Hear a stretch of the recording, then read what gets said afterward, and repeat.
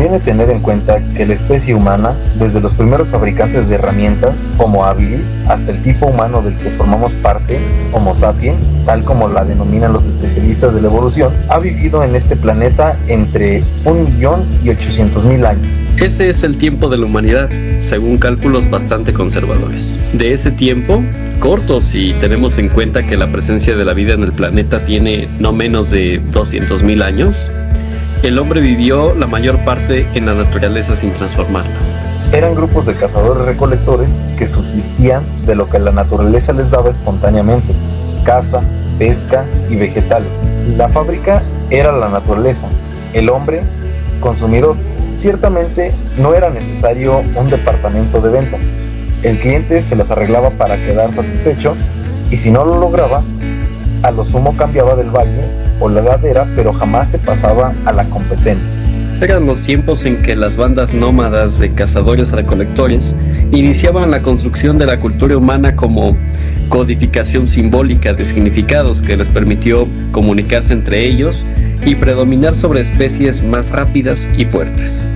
Esa fue la tónica del Paleolítico, o el periodo más antiguo de la Edad de Piedra. Solo desde hace 10.000 años el hombre comenzó a transformar la naturaleza pura que sirviera más eficazmente a sus propósitos.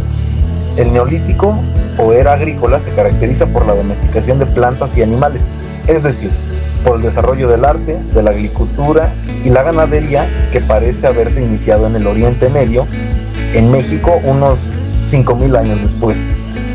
Pero quien siembra un campo de trigo o de maíz tiene que vivir en sus cercanías y esperar la cosecha. Así, la agricultura obligó a el asentamiento en las primeras aldeas. Los nómadas se transformaron en sedentarios. La naturaleza seguía siendo la única fuente de recursos, pero entre ella y los consumidores se interpuso ya la acción transformadora de la cultura. La tierra seguía siendo la única fuente indispensable de recursos, pero la tierra estaba lejos de ser concebida como una mercancía.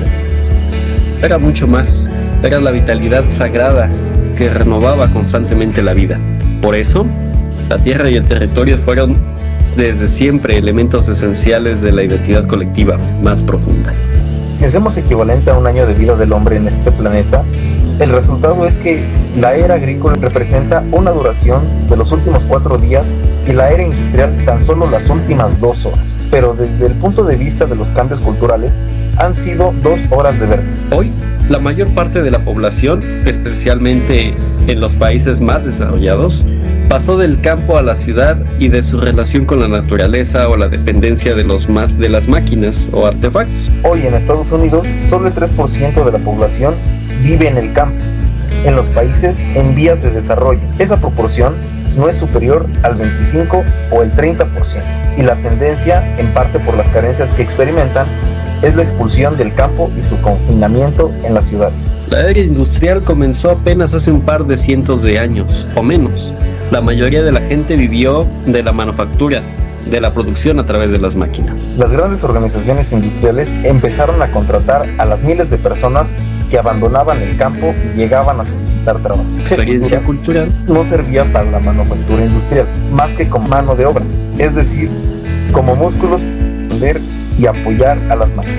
A la gente se le contrataba para cargar y mover materiales, para manejar las grandes palancas de las máquinas, para alimentar con carbón el fuego de los hornos. Se requería que cada trabajador fuera dócil servidor de la máquina, que supiera leer y escribir era intrascendente, y la utilización y el desarrollo de sus capacidades más humanas eran visto como intrascendente y en ocasiones peligroso. Se necesitaban hombres y mujeres que hicieran tareas fragmentadas y mecánicas, como colocar una tuerca cada vez que pasara el automóvil por la línea de ensamble, o poner una hebilla a las prendas de vestir una y otra vez. La humanidad entraba a un nuevo cambio. Del arraigo a la tierra pasamos al dominio de los bienes de producción. La riqueza industrial se basaba en el dinero, ya no en la posesión de tierras. Los nuevos productos multiplicaban las cuentas bancarias y las acciones en la bolsa de valores. El ser humano tuvo que conformarse con esta nueva situación. Las grandes movilizaciones humanas se dieron a los suburbios y a las ciudades perdidas. Se dejó de tener contacto con la naturaleza